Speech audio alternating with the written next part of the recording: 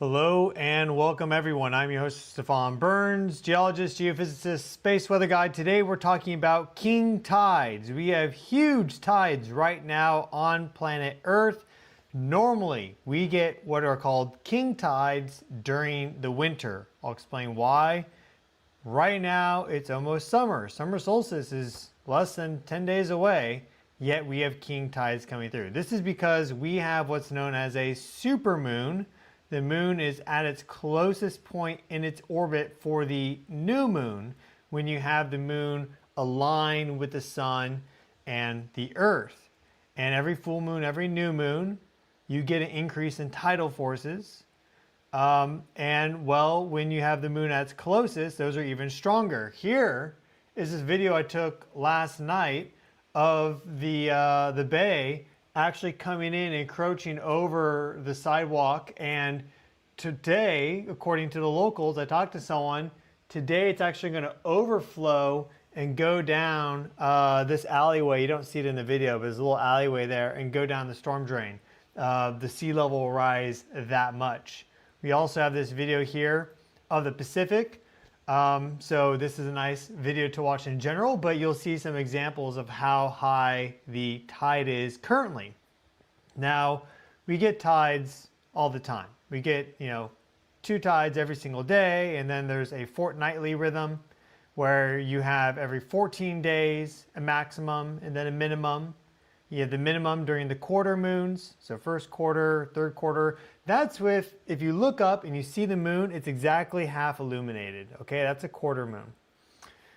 You get the strongest tides during the new moon. When the moon and sun are aligned, you don't see the moon at all. It's out during the day. That's why you have dark sky conditions, because the moon is right there with the sun. And as a result, all the sunlight being reflected by the moon is back towards the sun. So it's on the far side of the moon, what people call the dark side. It's actually the far side of the moon, reflecting all that light back to the sun. We don't see anything. That's why it's a new moon. Or on the full moon, when you have this aligned gravitational vector. What's been shown quite conclusively now, anyone that really debates this just simply needs to actually examine what the heck is happening on this planet, because obviously it makes sense, is that there is an influence from the tides upon not only earthquake activity, but also volcanic activity. Now, every fault, every volcano, it's its own dynamical system. Dynamical effectively means that if you pull out one Jenga block, you're not exactly sure how the others are going to fall. It's dynamic. There's an element of chaos to it. So what has been shown is that across many of the main geologic systems here on Earth, for example, Japan, site of the most seismic activity in the globe, California, Cascadia, a lot of the big volcanoes for the Earth, like Campi Flegrei, Iceland, and you have the mid-ocean ridge, which is actually no longer mid-ocean because Iceland is there, but then you also have the mantle plume hotspot. All of these show evidence of being partly controlled / governed by tidal rhythms. And so this isn't just driven by the moon, because the tides are primarily driven by the sun and the moon, though the moon is a big player because it's the one that's undergoing its orbit around the Earth very frequently at every 28 days or so. Whereas the sun and its influence over the tides wanes and waxes over a 6-month cycle. So we are having this super new moon on the 15th coming up, and we see that with faults, let's use faults for example, faults that are at critical stress thresholds, they've been building up over many years, decades, even centuries, perhaps even longer, but typically maximum like centuries, they become more sensitive to tidal rhythms and the forces exerted on them through the motion of the moon primarily. This influences not only microfractures at depth, you have not only ocean tides, right? When people think of tides, they're thinking of the ocean. they're thinking of water moving. You have this free mass, and it's able to move pretty quickly, dynamically, because of the position and the gravitational influence of the sun, the moon, and technically the other planets as well. We do have Venus and Jupiter right now close together in the night sky. Jupiter being the biggest planet, heaviest planet in our solar system, Venus being nearly Earth's mass, close to Earth, right? Second planet in from the sun. So they're also there, though the amount of gravitational influence that they have is quite low, like very low compared to the moon and the sun, which are about even. In general, they're about even. But we see that they can generate microfractures in the solid Earth because you have ocean tides, you have atmospheric tides. These tides influence, the changing gravitational vectors influence the atmosphere as well, and air circulation and more. You also have solid Earth tides. There's a vertical displacement of the Earth that occurs as a result of this attractive force, which is gravity, right? Jump out of a plane, what's happening? You're being attracted to the Earth. And well, hopefully you have a parachute or else you'll go splat. Very few people survive those. It's crazy if you do. There's this attractive force. So when you have the planets and the sun in certain configurations, there's a stronger attractive force. So the Earth literally will expand outwards to reach these objects. This can generate microfractures. This also influences, for example, fluids within the faults, because most geologic layers, they're porous. There's some degree of porosity, so little bubbles within them, and you get water to fill into these. And so now you have water pressure changes being exerted by these tidal rhythms. There's a whole bunch of different ways that the tides influence a geologic system. For a volcano, for example, you have hydrothermal systems. You have magma and the plumbing system of the volcano. All of these are sensitive to tidal rhythms. And they've become especially sensitive, based on the research, they become especially sensitive when they are near a critical stress or just like unstable moment. For a volcano, like when it's about to go, or for an earthquake, when it's about to rupture, that's when these tidal forces are the most significant. And well, we are seeing right now clear examples of this happening today, effectively. So a key example is that we had an explosive eruption at Stromboli volcano today in Italy that launched lava bombs out all over. So pretty strong explosion reported. We can look at that here. Let's close this out. Strong explosion reported at Stromboli, and a major explosion occurred yesterday morning, 5:12, 7:12 local time. The explosion occurred in the northern crater area. Lava bombs fell mainly on the upper part, and seismic activity began at 5:12 UTC. And they just go on to talk a little bit more about what happened. But clearly a big change at Stromboli volcano. Well, look what happened also just today, just hours effectively after this occurred. Well, here we have Italy, Sicily, that's Stromboli right there, okay? Look at this. We had a magnitude 4.6 earthquake strike at depth, 220 kilometers down. We also see here a magnitude 6.2 that struck at 243 kilometers down. So we've been having deep earthquakes in Italy. Then we get this, this is a small example, but we get Stromboli to have this explosion as we approach this supermoon, the new moon, but a supermoon closest to Earth. And this is creating king tides. And we see that activity, for example, at Stromboli, specifically has been identified to be much more likely to occur within a couple days, or like 2 to 3 days on either side of there being the fortnightly tidal maximum, which is that 14-day cycle. So new moon, full moon. It's like 1.9 times more likely to occur during that tidal maximum fortnightly versus the minimum. Here we have it. And there's an earthquake to boot as well, right next to it, right afterwards, but super deep, 220 kilometers down. And I think that this is fairly, this is compelling evidence that these deep earthquakes are related to these volcanic systems.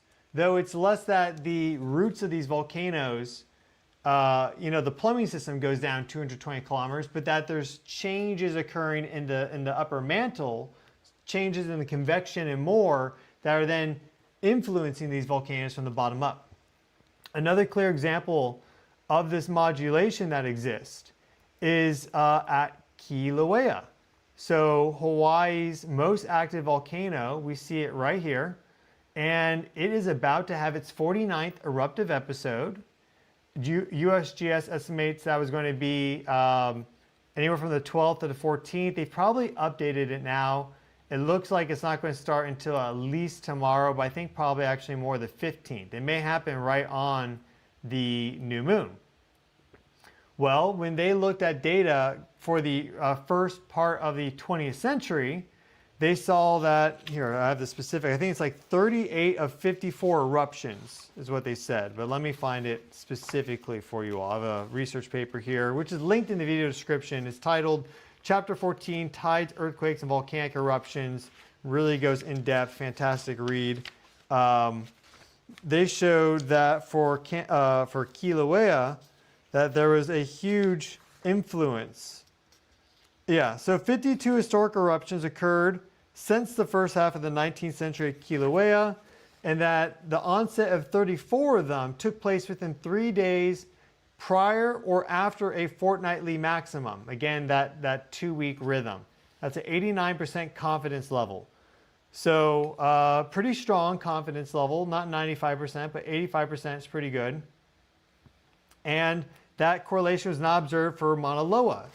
Not every volcano is or fault system has as much of a connection to these tidal rhythms as some do, but some of them display this.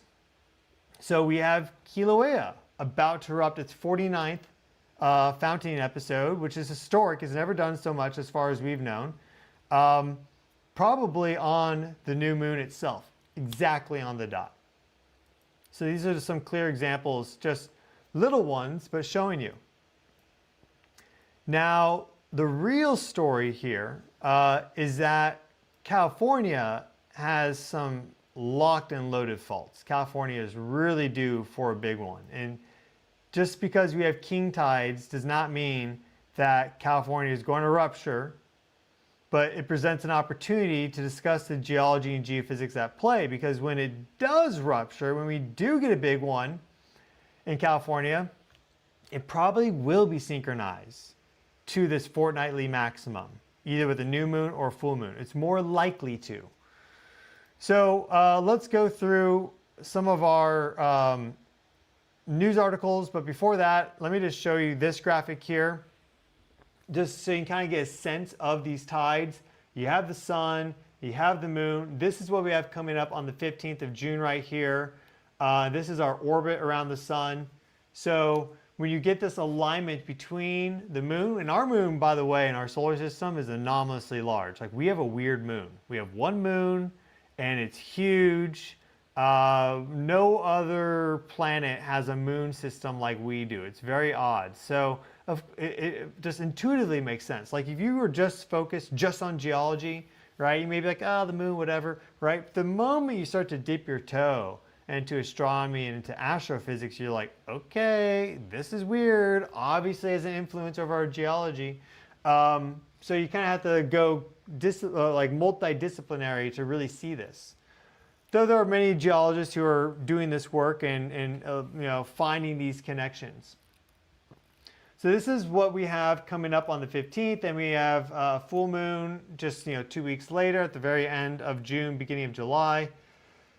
And the tides are strongest. Now we have the quarter moon, that's called a neap tide. And so the fortnightly tidal rhythm will be at its minimum. And what we do see there is that with quarter moons or these neap tides, we often get an onset of submarine volcanic activity, which is interesting.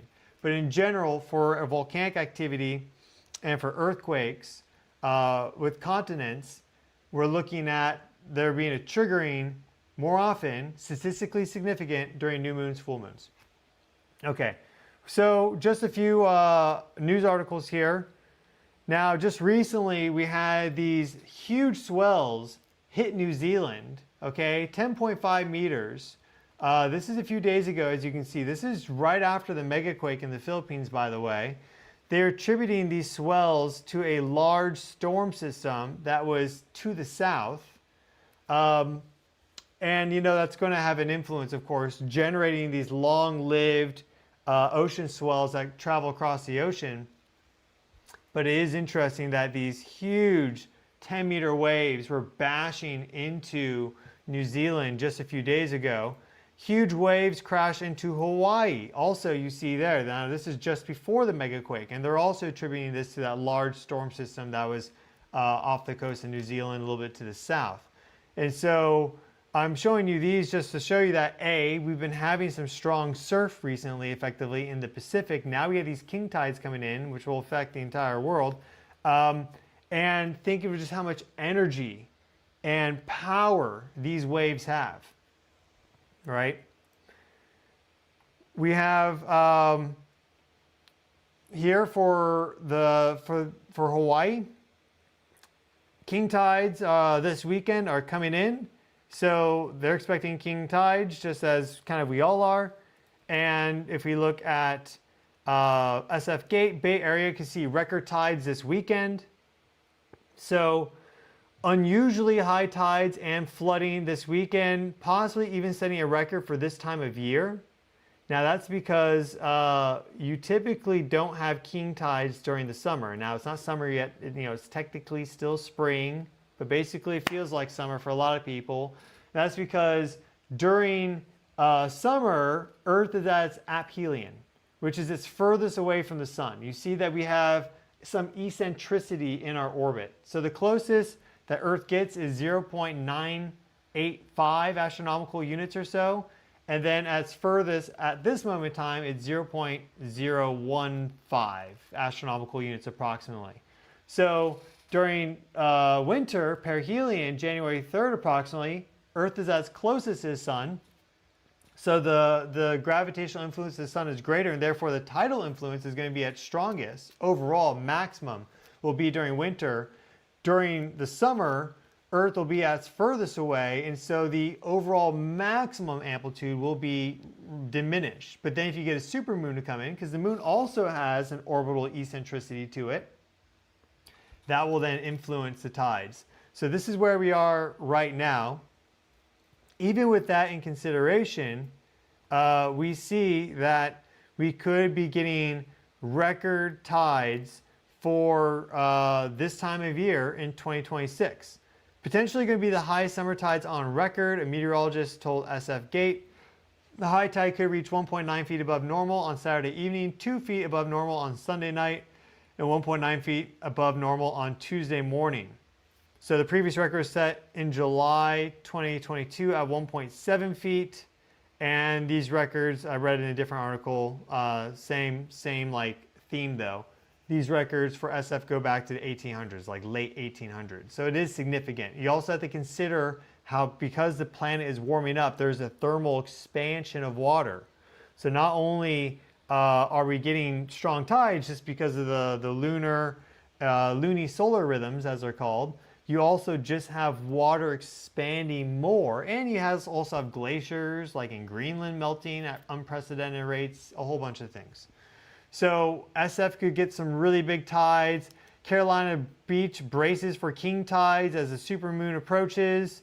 Someone commented in the chat before we went live that I guess someone got swept out at Carolina Beach. So you have to be really careful when you're out there and these king tides are coming in, because they can really be strong. So they may close roads due to flooding. And these king tides begin Friday the 12th and last through the 17th. You notice that in between is the 15th, which is when we have the new supermoon. So we got that going on. And then what is a supermoon? I've kind of already explained it, but let's just look at this article here from Earth Sky, their fantastic website. A new moon happens when the moon is between the sun and the earth. Full moon happens when the moon is on the opposite side of the earth from the sun. That's why it's reflecting light to us. And perigee means near the earth. Geo means Earth, so we're talking about near the Earth. It's the moon's closest point to the Earth in a month. So when you get a supermoon, that means that the moon is at its perigee, is at its closest, and if it's a new moon, then it's in between the sun and the Earth. And so if we look here for our supermoons, we see we have 3 full supermoons here, January and then also November, December. And then we also have some new supermoons. Most people, when they think of supermoons, are just thinking of full moons because they see it and it's big and it's bright. But we also get supermoons when it's a new moon and we don't see it at all. The tidal influence will be just as strong as if it was a new full moon. So here we see our new supermoon, June 15th, and our distance there is 357,221 kilometers, which is the closest of all of these, quite a bit closer than for example, April or August there. So we're right approaching that perigee during the new moon, which is why the king tides are coming and why they're quite strong.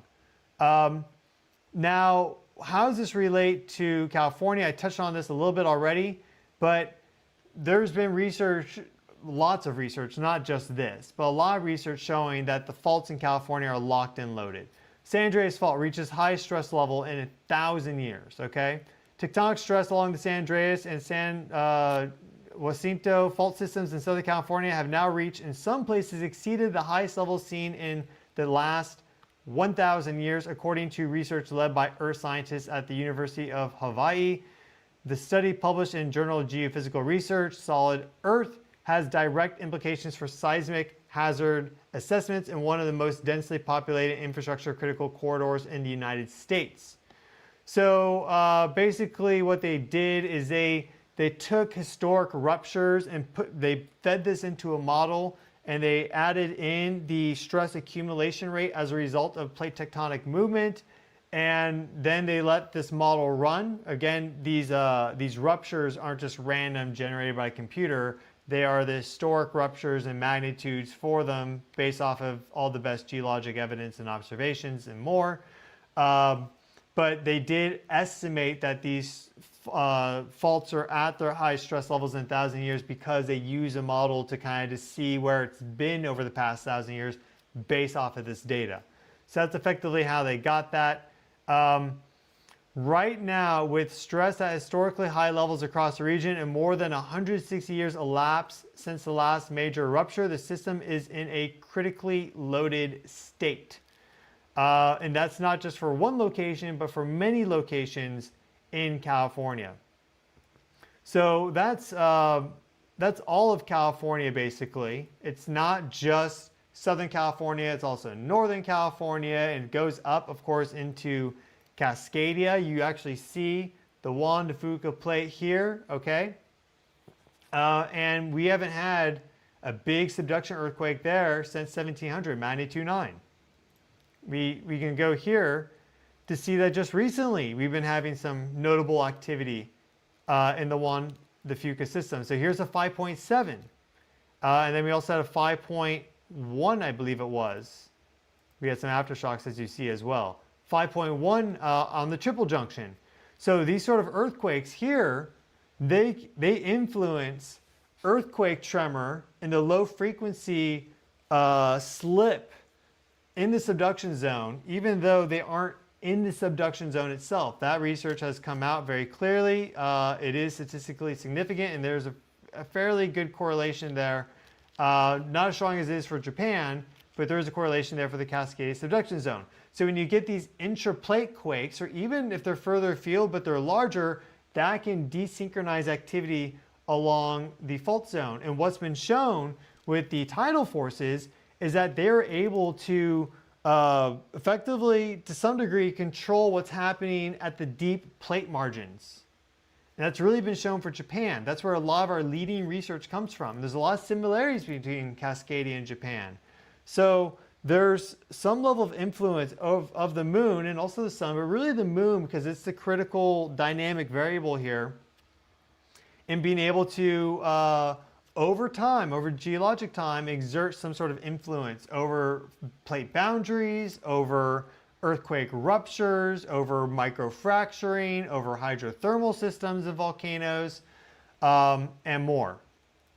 We also just had, oddly, this magnitude 6.1 that struck here just to the northwest of Cuba, felt all across Florida, down into Yucatan, Cuba itself, but huge amounts of people felt it in Florida. That's a bizarre quake. You know, a ton of meteorologists came on either online or news reports and everything and said there's no fault there. There's no faults there, but we had the magnitude 6.1. It's like, well, maybe you should get geologists on air, because if you have a magnitude 6.1 earthquake, there has to be a fault, okay? It doesn't mean it's an active fault until it happened. It could have been a really old fault that doesn't rupture that often, but hey, there's a fault. There are faults. The point is that there are faults all across the world that aren't that active. And a lot of people for North America think that it's really like no earthquake risk at all for North America unless you're in California. Well, it's also, of course, Hawaii. It's also, of course, Alaska, Oregon, Washington, Nevada, Arizona, New Mexico. We've had big magnitude 7 quakes just off the coast here, and then also there historically. These are magnitude 7 plus quakes. So, and then you also have New Madrid, where you had a burst of activity in 1812. You had multiple magnitude 7s, tons of magnitude 6s and 5s. So basically 6 months straight, New Madrid was going crazy. Here, you have a lot of sedimentary rock, so it can really start to shake. That's also likely governed to some degree by these tidal variations. So here, you're just going to get earth tides. You're not going to get any influence from the ocean because it's pretty far away from that. But there's so few earthquakes that occur here in general that that's not something I can definitively say because we don't have the data to support it. But if we see these tidal forces influencing earthquake activity and volcanic activity all across the globe, well, it tells you that this is just kind of a foundational first principle thing here that we're dealing with. And that the giant anomalously large moon that we have that's orbiting around us, stealing angular momentum from us, yeah, it has an influence over earthquake activity and what's happening in the near surface, right? I think that much is pretty obvious. You know, we're actually orbiting around the barycenter of the Moon-Earth system. So it's not like the moon just orbits around us. We also orbit around the shared center of gravity, which exists within the Earth.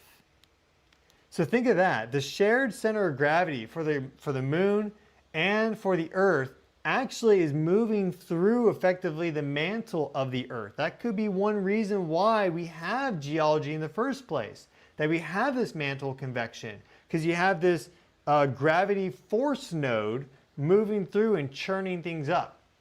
So you won't find much research on that. This is kind of a theoretical idea, but it's based and grounded in physics effectively. And it just requires, we have such a limited way to explore this experimentally effectively. Like we get like earthquake signals from the biggest earthquakes that propagate through the Earth. We can measure that, but it's so rudimentary that, you know, a lot of these things, a lot of these ideas are going to stay rudimentary for quite some time. Or not rudimentary, they're going to stay theoretical for quite some time. So we have a lot happening right now, and we're looking at California, and not only did we have this recent activity there, I want to expand out this search here. We're going to do not only the past 30 days, but we'll do the past like 60 days or so. We want to see this activity in Nevada. Because in California, and I've been covering this as well, but in California, we've had activity here with this swarm in Brawley. Okay, keep that in mind. Hundreds of earthquakes popped up as a result of that. The strongest being a 4.7, but then you also had a 4.5, 4.4. That's quieted down now. You had this 4.1 on the Garlock Fault. Here's this earthquake swarm, Silver Springs. Now, this isn't including any earthquakes under magnitude 4, but look at all the earthquakes that we do have. 5.7, 5.2, 4.8, 4.7. So tons of earthquakes in Silver Springs. This is in the Walker Lane, which is interesting to note that it effectively travels this seismic zone called the Walker Lane Shear Zone, which accommodates quite a bit of plate motion in between the Pacific and North American plates, like 15%, a little bit more maybe. It perfectly goes in between these lakes here. So if you ever wanted to just quickly get a visual on where Walker Lane is without looking at a map, just basically draw lines in between these lakes. That's where it is. And again, the moon and these tides influence water to a great degree, especially water at depth, in the fractures, in the pores of these fault zones, changing the fluid pressure and more. Now these fluids also often are salty, so they're briny. They have dissolved ions with them, like sodium, for example, which means they're conductive. So now you have electric currents that are oscillating with the lunar cycles. Both the daily one, twice a day, and then the fortnightly. There's a whole bunch of them. So you see how it's not just gravity, it's also electromagnetic, that you actually have telluric currents being influenced by tidal modulation. But if we zoom out again, and this right here is a magnitude 4.4 that struck the geysers. This is an area of active hydrothermal activity due to a magma chamber that's cooling at depth. California has, not only does it have active volcanoes, it has a rich volcanic past. But you see that a lot of activity on all sides of California, right? You get down here at Brawley with this swarm, unlocking the southern part of the San Andreas. You get it all across Nevada here in the Nevada seismic zone. You get a 4.1 on the Garlock fault. This Silver Springs area being very key because that's kind of a critical juncture point with the Sierra Nevada and in Walker Lane. And then you get these quakes up there in the Juan de Fuca plate and at the Triple Junction. So there's a lot happening. And California hasn't ruptured for quite some time. We have the World Cup. That could be an interesting phenomena. The last big earthquake occurred with the Giants in the A's game, 89, for at least Northern California, 1989, Giants and A's. That happened when there was a Saturn-Neptune conjunction. We're in that right now as well. It's exactly one synodic cycle for Saturn and Neptune later, 37 years later. There's a lot of resonance between the moment right now and the last big earthquake to strike the Bay Area, Northern California, which is a magnitude 6.9, right? Loma Prieta. That struck in the Santa Cruz Mountains.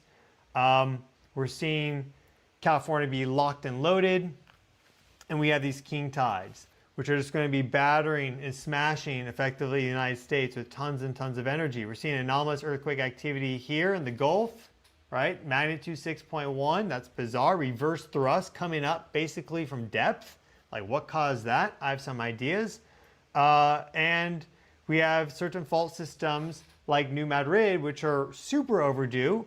And if we go back here, New Madrid ruptured at the very end of 1811 and through the middle of 1812. Well, we had a historic double burst that hit Los Angeles in 1812, and that was in December. 2 magnitude 7+ earthquakes. First one being in the basin, second one being 2 weeks later off here in the channel. So we see this connection too in time, at least with our recent record, between seismic activity here in New Madrid and seismic activity in California. And we know that the energy propagating out from faults influences and loads other faults with stress. So the average stress accumulation rate on a fault due to plate tectonics and some of these geologic forces is about 0.1 kilopascals per year. And the tidal loading and the tidal forces, the variation from the tides, can be like 1 kilopascal, 2, 3, 5 or so. But the overall amount of pressure on faults can build up to like 1,000 kilopascal. So the tidal forces are like 2, 3, 4 orders of magnitude less than the overall forces on a fault, but they're much higher than the yearly accumulation rate. So when that fault finally gets that critical stress, right, it's grinding up because tectonics is just slowly adding on 1 kilopascal every decade or so, right? Well, that lunar rhythm can come in and finally trigger it to go off. And not only for earthquakes and faults, but also for volcanoes. We're probably going to see Hawaii go off, Kilauea episode 49 on the new supermoon. It's probably what's going to happen. So really more an educational lesson for you today as to what are king tides, the different types of tides, why they exist, the different rhythms, all the things. Also some of the history of the connection, some of the science, the connection between tides, earthquakes, and volcanoes, and some of the earthquake history for North America. So I just wanted to share that all with you today. We'll see what happens, but anything can happen basically. Something crazy happens, I'll keep you up to date. I've been your host, Stefan Burns. Thank you all so much for watching. Please smash that thumbs up button to help the channel grow. Subscribe to stay up to date on everything that is occurring. I will see you all in the next video. Have a great weekend. Wishing you all well. And, well, yeah.